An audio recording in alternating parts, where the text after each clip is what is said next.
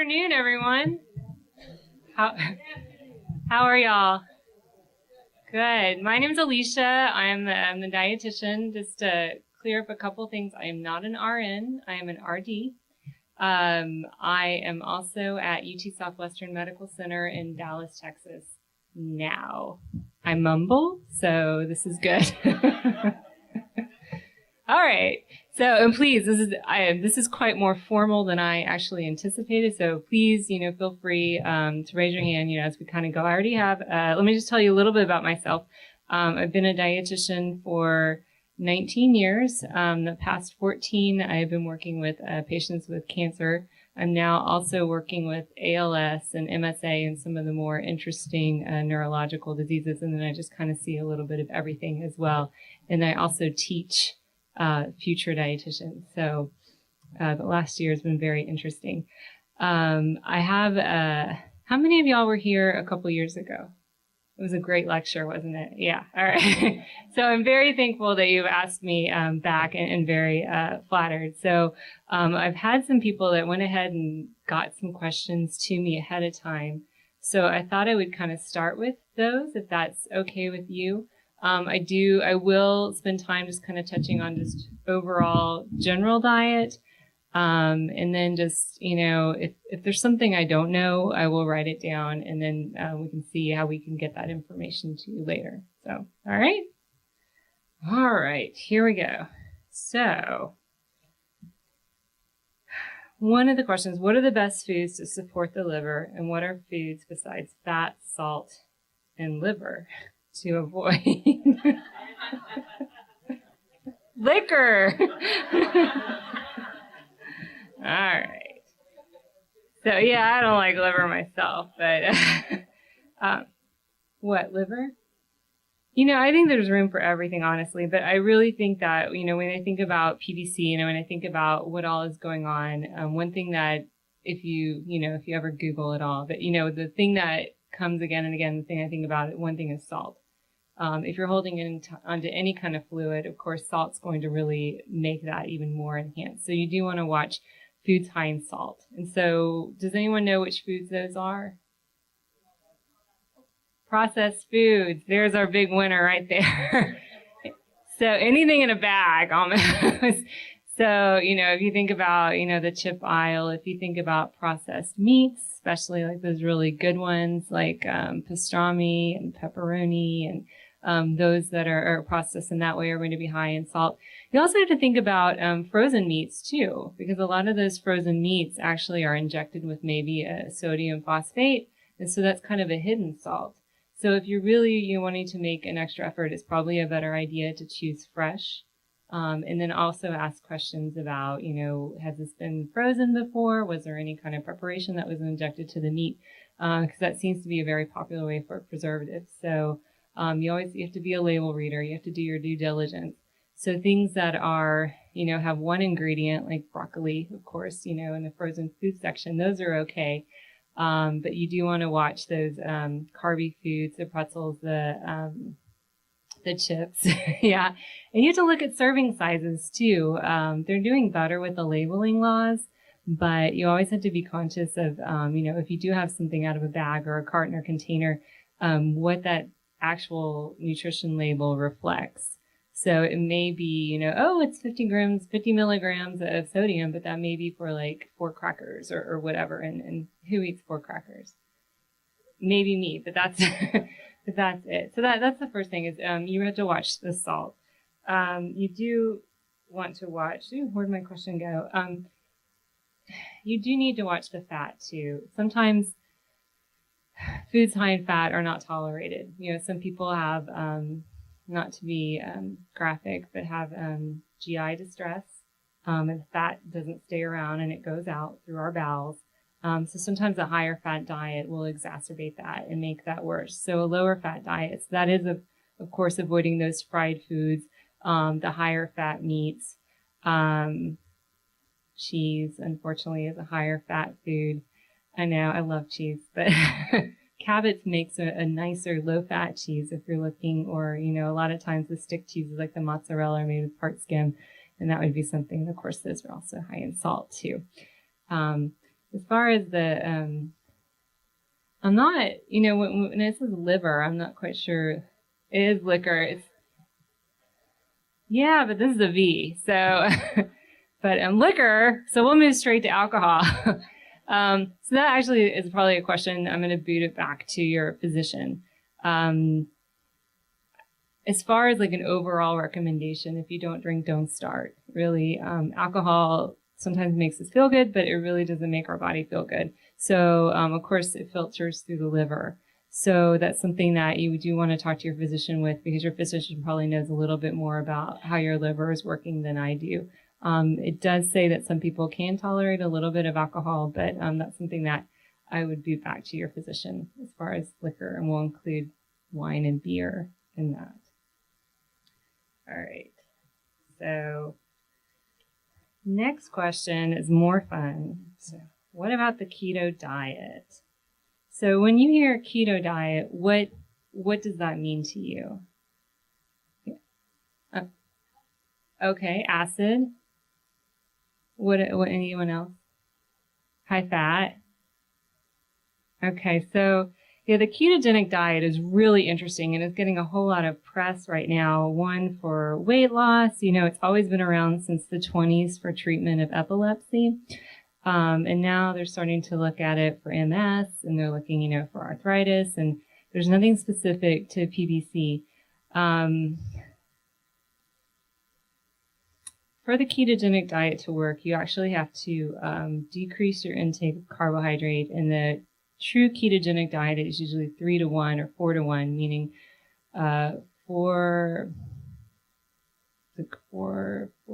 grams of fat for 1 gram of carb. But basically, you're eating maybe 5 or 10, sometimes up to 20 grams of carbohydrate a day, and then everything else is meat or fat to put your body in true ketogenic state.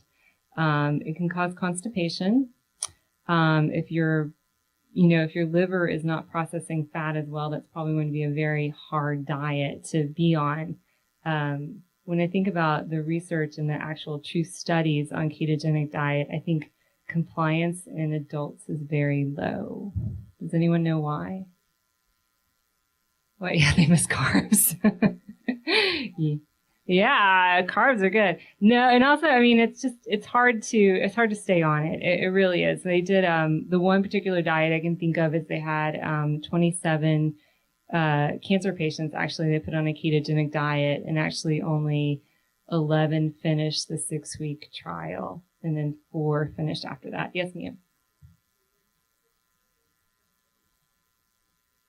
Yeah, I agree with you, and I didn't want to come out and say that, but okay. Okay, no to ketogenic diet. There you go. All right, we'll put that one to bed. All right.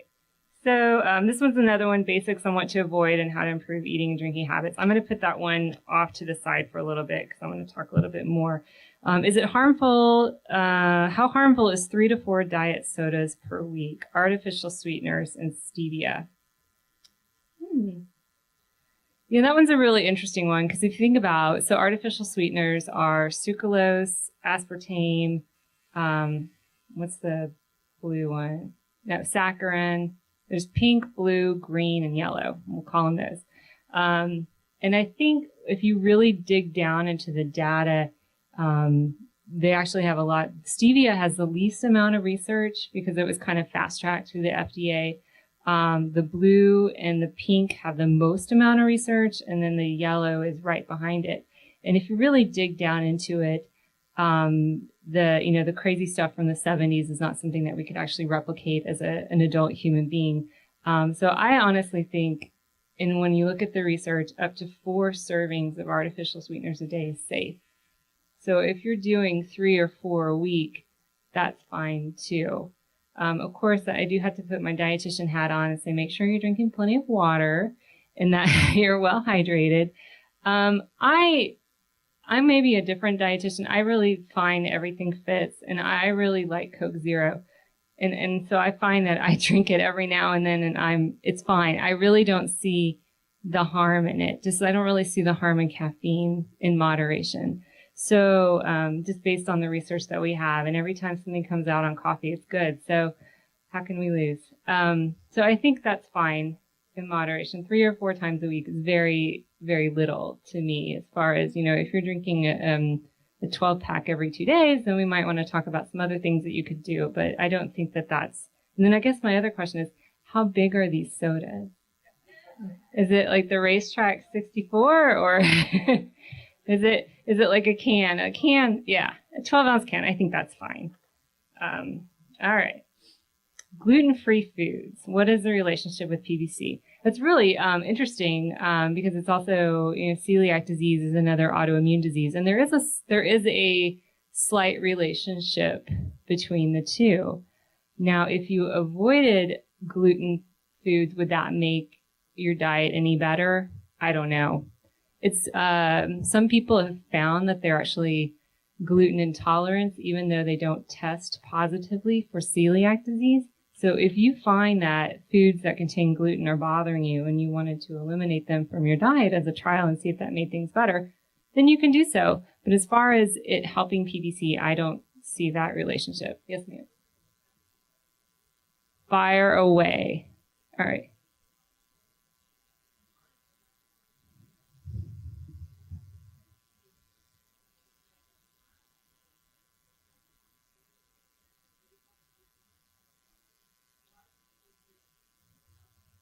Mm-hmm. Okay. And so, all right, and it's possible that autoimmune thing also translates, but it's a very individualized thing, and it's not something that I would recommend as a global recommendation. But it's something that you could try. You do want to be mindful of the foods that you're omitting, and if you need to supplement with a multivitamin, then you can do so. I have a question on oil of primrose.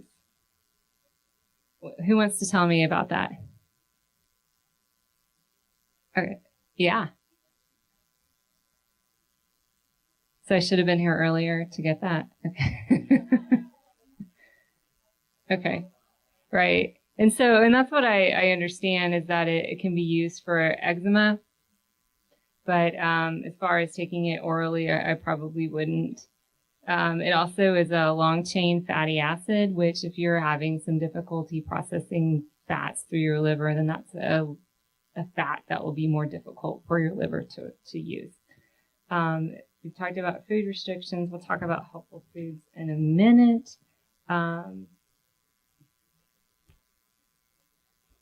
Yeah.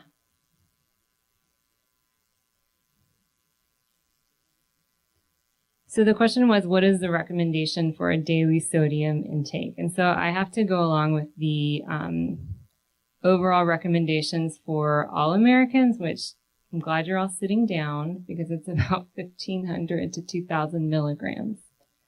So that's a teaspoon of salt. So don't salt your foods. Right, absolutely. Right.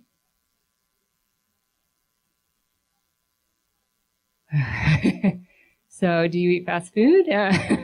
So you're way over.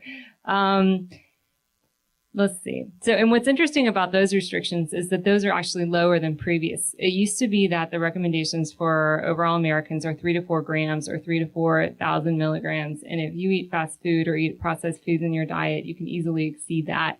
If you ever look at a nutrition label for like a fast food cheeseburger or something like that, it's pretty high. But I would say my sodium intake is probably right around 2. Yeah, 2 grams. If I don't eat Mexican food. So, yeah, well, we'll see. I don't know where I'm going yet. That would be 2 grams. So if I'm very cautious, I would say that maybe the average American probably shoots up higher than that in the black sweater.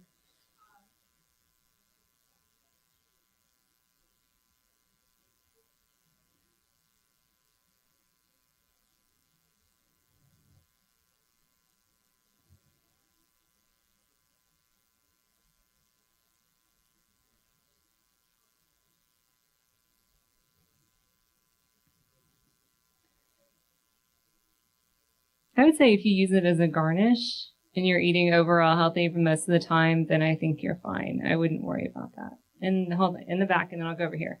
What?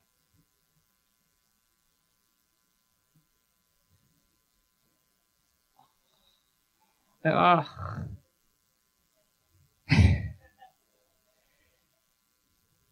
I'd have to sit there and read I can't tell you off the top of my head because the ingredients for cheese are salt and, milk, whatever milk, if it's sheep or goat.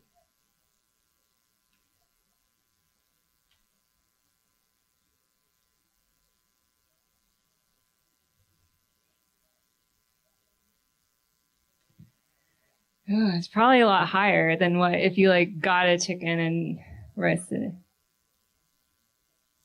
And you also have to, what you brought up a good point, when you want to eat healthy, but you can't always. And, I also have to think about time spent preparing foods. So you have to think about what your balance is. So probably if you were going to use a rotisserie chicken from, Kroger or wherever you shop, then you probably would just want to keep that and be mindful of that. And if that's going to be a higher sodium food, maybe have a nice, side of veggies and something that's going to be low sodium and balance that out. Maybe take the skin off because that's probably where a lot of the seasonings are. And of course the fat too. So, there's things that you can do within that to still eat healthier. Okay, over here. Yes, ma'am.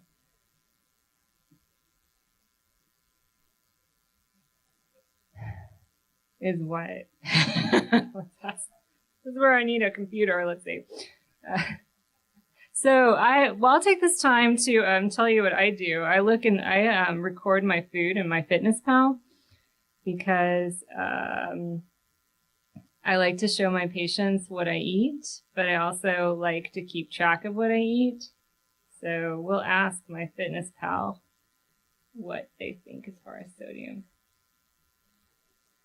There you go, 137 milligrams in one slice. So if you had one slice this morning for breakfast, I think you're okay. If you 8 slices, then that's kind of a problem. But you also have to think about what that is with. If you ran through McDonald's and had the biscuit and the egg and the thing, that's a higher sodium food. That's probably 600 to 800 milligrams right there. But if that's where you're going to do your sinning and then eat healthy the rest of the day, then there's room for movement in that.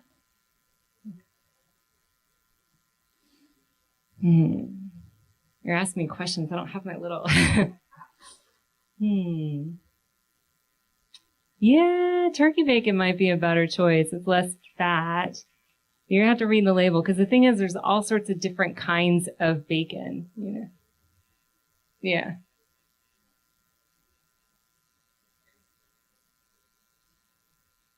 And I guess overall health-wise, if you're thinking of something that was cured versus uncured, then maybe as far as being a less processed food, that might be better. But I mean, bacon is bacon. So that's something you just want to have, every now and then. Yeah. So it depends on the size of the bacon too. I have a question up here.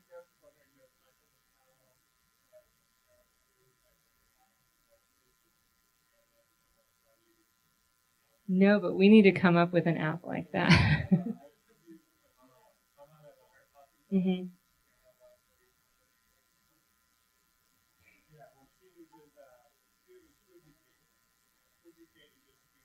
Mm-hmm.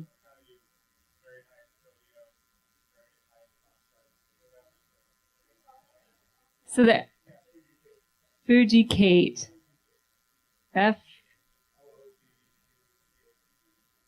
Oh, like the word food and then Kate. Yeah, there you go. It takes a village. All right. What other questions? Yes, you. Yeah, why don't we do that right now? So, so your question is, do you need to supplement with that? Or your questions are, is there something specific about vitamins A, D, E, and K? Okay, so overall, vitamins A, D, E, and K are fat-soluble vitamins. There's water-soluble vitamins and there's fat-soluble vitamins. And with PBC, the liver loses the ability to, absorb those vitamins because the bile ducts are attacked. So sometimes you will present with lower levels of vitamin A, vitamin D, vitamin E, vitamin K.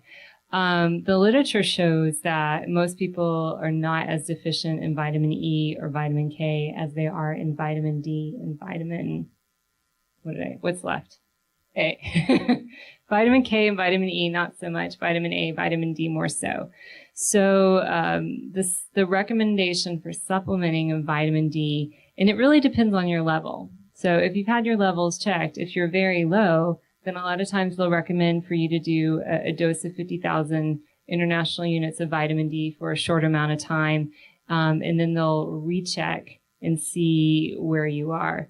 If you don't know, you can just start off with a recommended dose of 1,000 international units of vitamin D. It is actually possible to take too much vitamin D. If you are not low, the tolerable upper limit, according to the government, is 2,000 international units of vitamin D. However, there's this big vitamin D guru, and he says that there's no known side effects up to 4,000 international units. But if you're very low, then the short amount of time of supplementing with that 50,000 is completely indicated, 50,000 international units, and that's for vitamin D. Now, for vitamin A, the recommendations are 5,000 international units of vitamin A. And a lot of times you can find those in just a general multivitamin. Vitamin A is something that you want to know if you're deficient before you supplement above what you need. So the supplementation for vitamin A, if you are low, is 15,000 international units of vitamin A. But you do want to know if you're deficient before you start supplementing, because you can actually develop more liver toxicity with vitamin A, because fat-soluble vitamins don't leave your body. They can't be absorbed very well, but they don't leave. Whereas the water-soluble vitamins like vitamin B, vitamin C, you basically eliminate what you don't need. So kind of thinking about vitamin C, some people who are sick will supplement with vitamin C and swear by it, but actually your body can't absorb more than about 2,000 milligrams of vitamin C, and then it will just kind of eliminate what it doesn't need. So there's really no recommendation for supplementing with large doses of vitamin C. But does that answer your question about the A, D, E, and K? Okay. Let me see if I have any other questions that are cool. We did that one. Okay.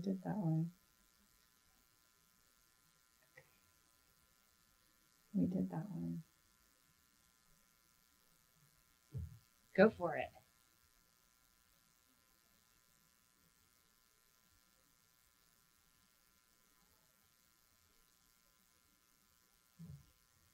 Interesting.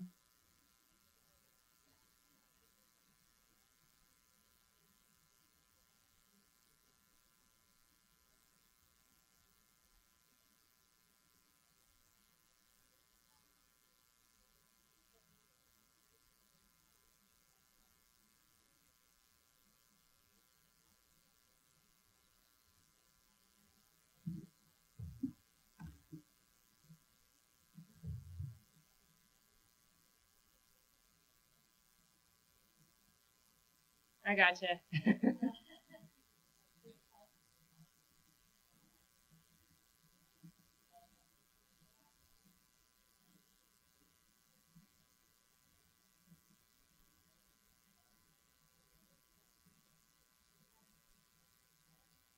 Let me make sure I got all this down. I am not your physician, so I just want to be clear with that. All right. So I guess my first question when I think of a bypass is vitamin supplementation and making sure that you're taking the right kind of vitamin. There are actually bariatric vitamins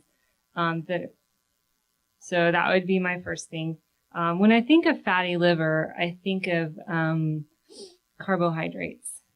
And a lot of times when I counsel patients on fatty liver, it usually is because their diet is full of regular soda and white bread and white rice and chips and a lot of those carbohydrates that if we don't burn it, we like to store it.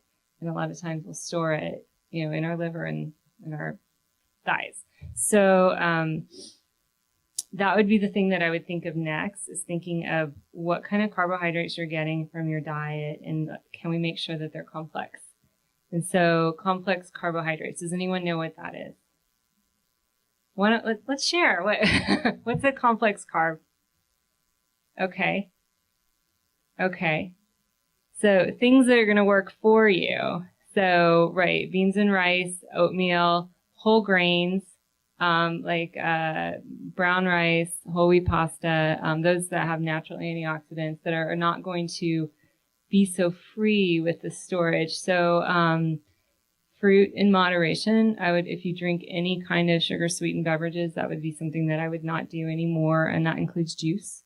I do have some patients that go, I eat really healthy. I juice. And I'm like, well, how much are we juicing? And we're talking like Vitamix every day. And that's sugar.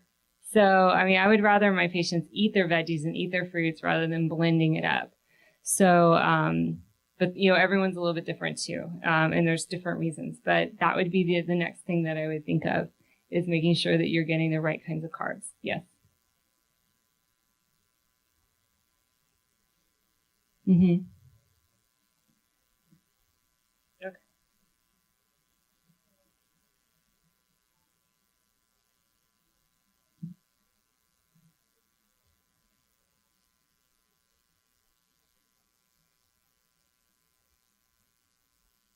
Yeah.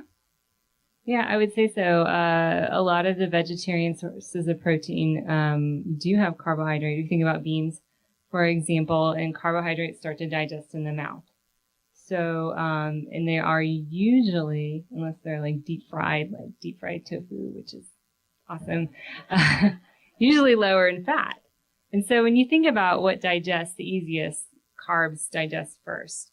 And then we have protein and fat, which take longer to digest. So if you've ever had like a really big meal, like a really big steak or something like a porterhouse or like brisket or something like that, it just kind of sits for quite a while and it takes longer to digest. So to answer your question, vegetarian sources of protein may digest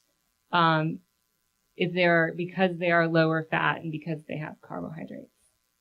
Is that your experience?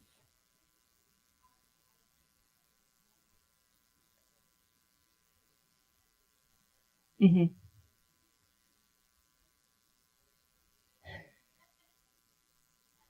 Okay. Okay. That's an interesting visual. All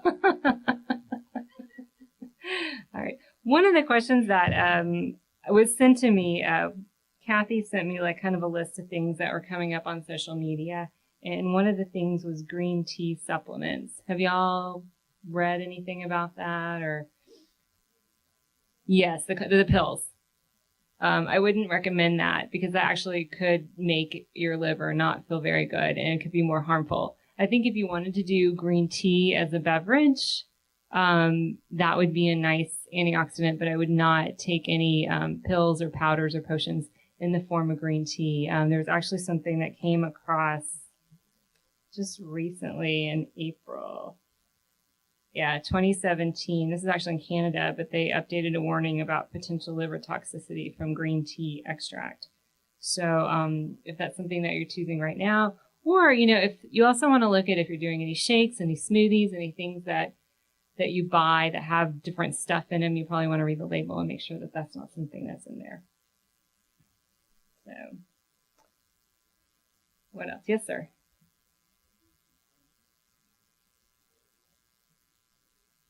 How much wine are you using? How many people are you serving? I think you'll be fine. So the question was, if you're cooking with wine, will all the alcohol burn off? And actually, not the alcohol doesn't completely burn off, but a large part. So, and plus, if it's half a cup for 4 people, I think you'll be okay. PBC. I was like, I didn't know that one. I would still think that it would be fine in moderation. So, and it wouldn't be something that you would do every night, right? Some people just drink their wine when they cook. So, question.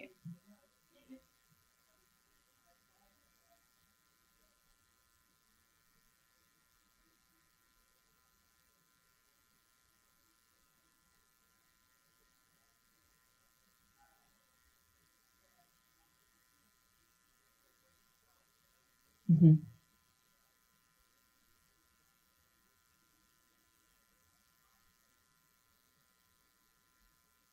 You know, it's interesting. I haven't seen anything on the broccoli, but he didn't mention spinach. Iodine's in everything. Actually, it's and that kind of goes into, yeah, it's the oysters because of the harmful bacteria that they have, and that would, if you did get sick, you would be more sick.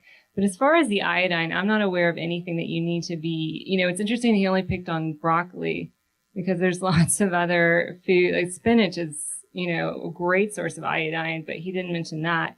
And iodine's in everything. It's very hard to follow a low iodine diet. So I think I would ask for more clarification, but I think it's more of the oysters because of the bacteria that would cause more harm to you than the iodine. Yeah. Yeah.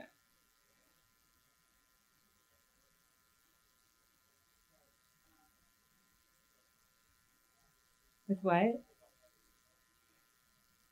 Yeah. I mean, I'm going to just put this one out here and let it sit. When people go to medical school, they have this much nutrition information. They have no, and I can tell you because I'm on the campus where we have a medical school, and they don't ask us to come lecture because they don't have time. That's what they say. So I would encourage you to continue to look for better references. Maybe see if there's a dietitian out there in Las Vegas that might be able to direct you more. But for me, I don't feel, unless a physician's done a lot of other stuff, I really don't feel like they're the best person to give out nutritional advice. And if you're a physician, I'm sorry, but it's my opinion. Here, and then I'll go here. Yes, ma'am. Oh, you.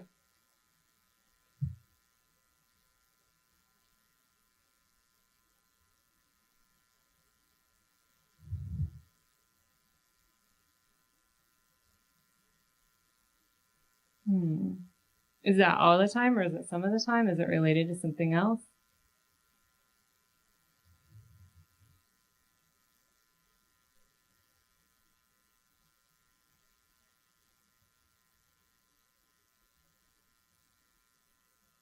Does it?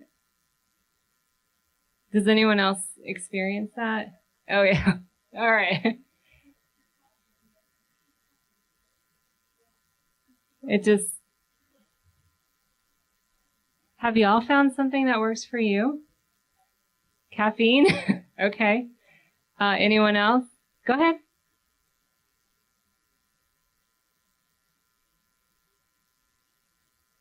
Phosphatidylserine? I don't know.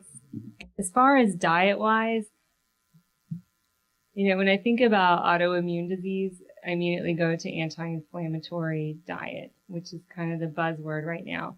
And so what that is that it is, the recommendations are, and I don't know if it's possible for everyone, but this is the recommendations for the Mediterranean diet, which is 7 to 11 servings of vegetables a day, which is a lot. So you might hit it. 2 to 4 servings of fruit a day. And then 3 servings, you be eating all the time.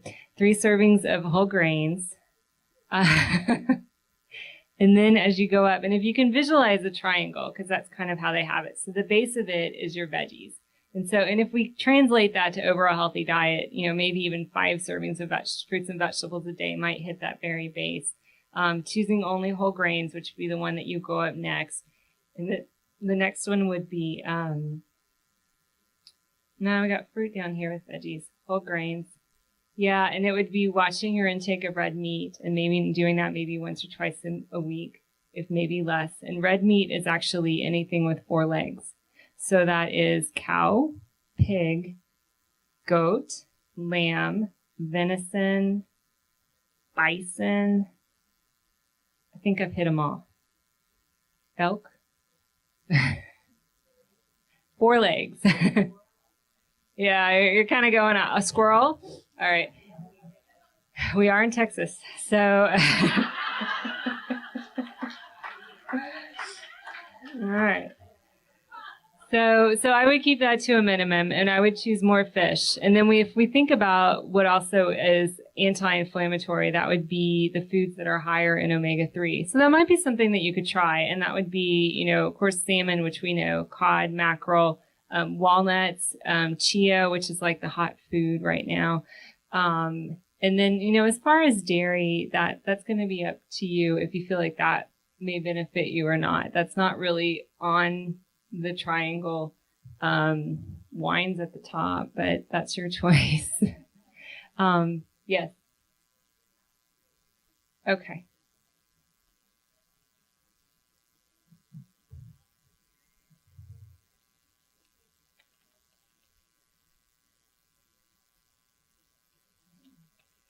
Overstated and like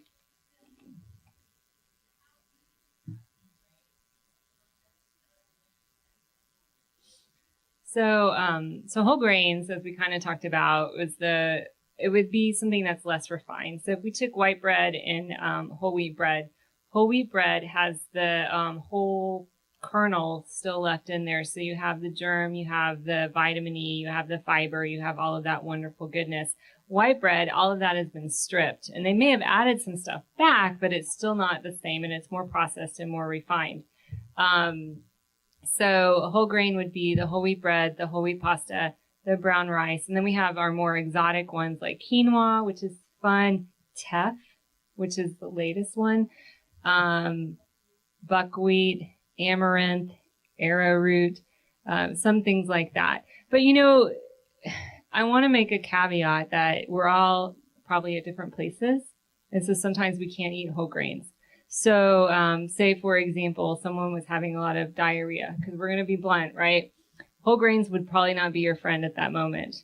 You would probably want to choose the more American refined diet of white bread and white rice and all of that, because that would be better for your body at that time. So while these are overall general recommendations, you also need to be cognizant of where you are and what you're experiencing and make those best choices to what's going to work for you. I have to tell you, I eat white rice. I do it because of the arsenic. So in white rice has been shown to have less arsenic than brown rice. So that's my personal weirdness. But so everyone's a little bit different as far as that. Yeah, they are planted in fields. Yeah.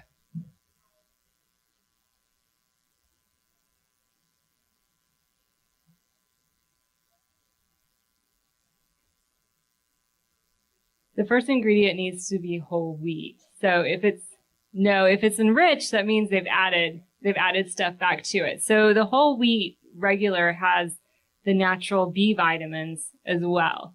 But with like Wonder Bread or something like that, they've had to enrich it. They've had to add the stuff back in that they refined, which, just seems to be why, but they do. So it's a taste preference or it's an ease, but that's kind of the difference in enriched flour versus the whole wheat. So hold on, I'm going to wait. Go ahead.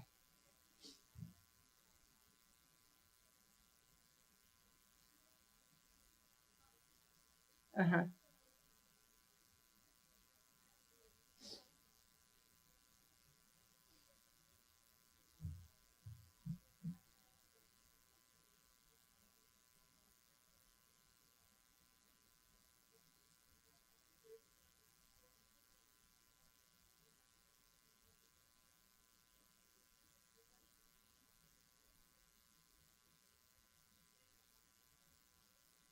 I haven't seen anything contraindicated for the turmeric and the bile duct obstruction, but I guess my whole thing is really interesting if you start reading about turmeric and curcumin. And what most people don't know on the studies that they do is that the actual turmeric that they use it's like a food grade special kind. It's not the one that you can buy over in the supermarket. So I don't know if you can translate those studies absolutely between what you buy and what you can get.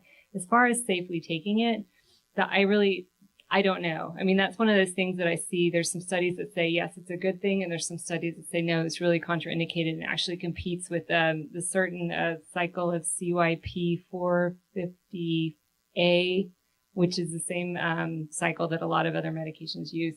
So I haven't really come to a comfortable decision on that. I say if you're going to use it, probably it's better just to put it on your food rather than taking a capsule, because you're probably not going to do it that way. And if you find that it's helpful, then maybe you weigh those pros and cons and make that best decision for yourself. No, go ahead.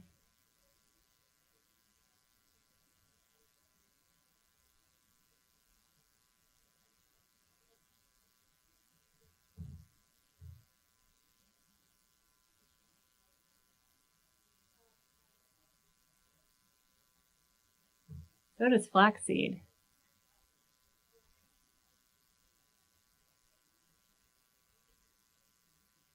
Yeah, I would go back. I would go back and ask for further clarification, and if you really want to be obnoxious, ask for the study. But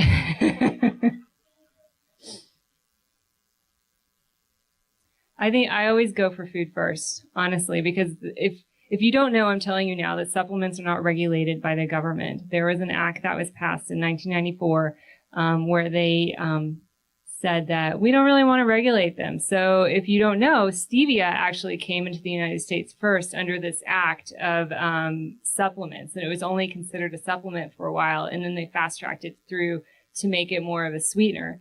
But a lot of things get funneled under this supplement act where they don't have to show any kind of benefit, and the only way that they get pulled off is that they cause actual harm and people die, and then the FDA will go, oh, wait a minute, this is not a good thing, and then they'll pull it off. The supplements cannot cure, and they can't promote that they cure things, but they can say a lot of other things.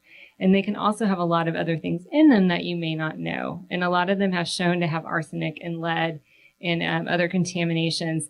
I ran into a grad student when I was doing a thing at the NIH, and she was looking at all the contamination of the chlorophyll supplements, like the green algae, and she saw that a lot of them were from Japan and China, and a lot of them were contaminated with lead and other heavy metals that are not good for us. So I think you always want to know what you're getting. There is a website called consumerlabs.com, and you can subscribe to it for I think it's like $30 a year, but it actually goes and looks at all sorts of different supplements and runs them through and tells you what is good and what is bad and what they've found. Yes.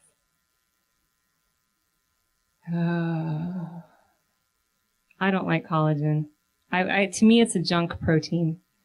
So I would rather, if you were going to put any kind of protein, probably I love Greek yogurt because it's more of a food. I love tofu because that's a food. I love peanut butter because that's a food. But if you're wanting to use some kind of protein powder, probably whey protein is the best choice. There was a recent thing that came out about contamination of vegan protein powders. So I've kind of gone back to whey. And then if you can't do milk, then I would do the soy. Because those are what we call complete proteins. They have all the amino acids in them. Hold on, there's you and then you. Okay, in the leather, yeah. Okay. I have no beef with nutritional yeast, so you can do that.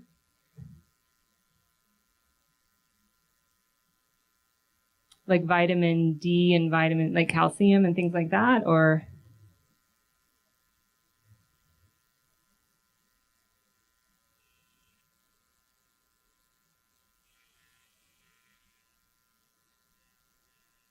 It's really, there's a lot of different studies that are coming out on what actually helps with bone density and bone mass. And there's one study that came out that said for people over a certain age, and I honestly can't remember if it was like 60 or 50, that it was better for them to supplement with vitamin D than it was for them to supplement with calcium.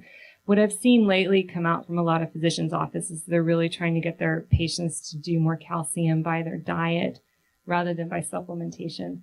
So I've worked with a lot of patients more on that. And that probably is a better way. If you think about it, as far as calcium absorption, you really only absorb about 500 milligrams at a time.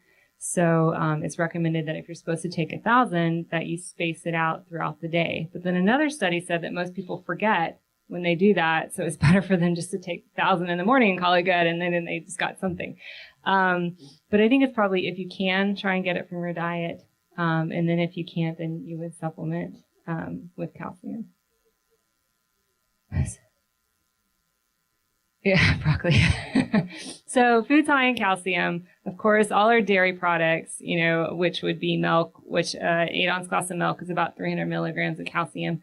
I personally don't drink milk because I just don't like it. So unless it has Oreo cookies. So I drink fortified orange juice, and that an 8-ounce glass of fortified orange juice actually has the same amount of calcium as an 8-ounce glass of milk. But if you wanted to do something, you could also do soy milk, which is also, you have to find the ones that are fortified. And then there are some rice milk and almond milk and coconut milks, yeah, that are also fortified with calcium. So yeah, there's all sorts of milks out there now.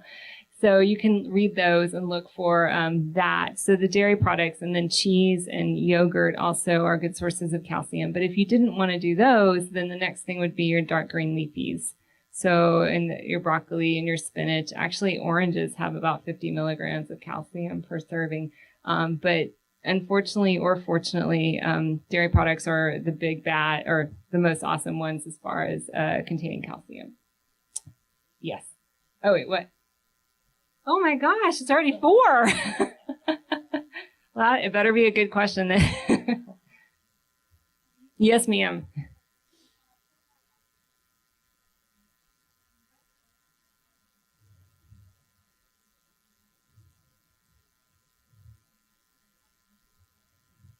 Yeah, that's fun. Probiotics are really interesting because it's, all about the gut biome, and they've done some studies that show if we have a healthy gut biome, we have a healthy overall body. But then, the thing is there's all sorts of different strains. And so I would say that if you wanted to do a probiotic, probably do one like yogurt or kombucha, or there's little belly shots or smoothie shots. But sometimes it makes people feel bad, and sometimes it doesn't work. So I would say that if you wanted to try one, maybe try the food first. But if you wanted to try a pill, if you try one, it doesn't do anything, or if it makes you feel bad, then I would try a different one. I honestly don't know. I know that, there's some benefit to, if you're on antibiotics, to doing probiotic, doing yogurt, because the antibiotics kill everything. So you'd want to replenish. There's some interesting information about prebiotics and people who do the fermented foods and things like that.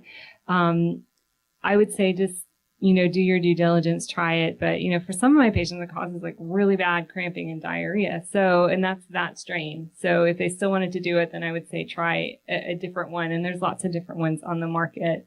So I can't give you an absolute because I don't think we know. So I am supposed to remind you that this is the last call for the raffle that's in the boardroom. So if you want to go do that before you have your free time, it's just around the corner. Thank you so much.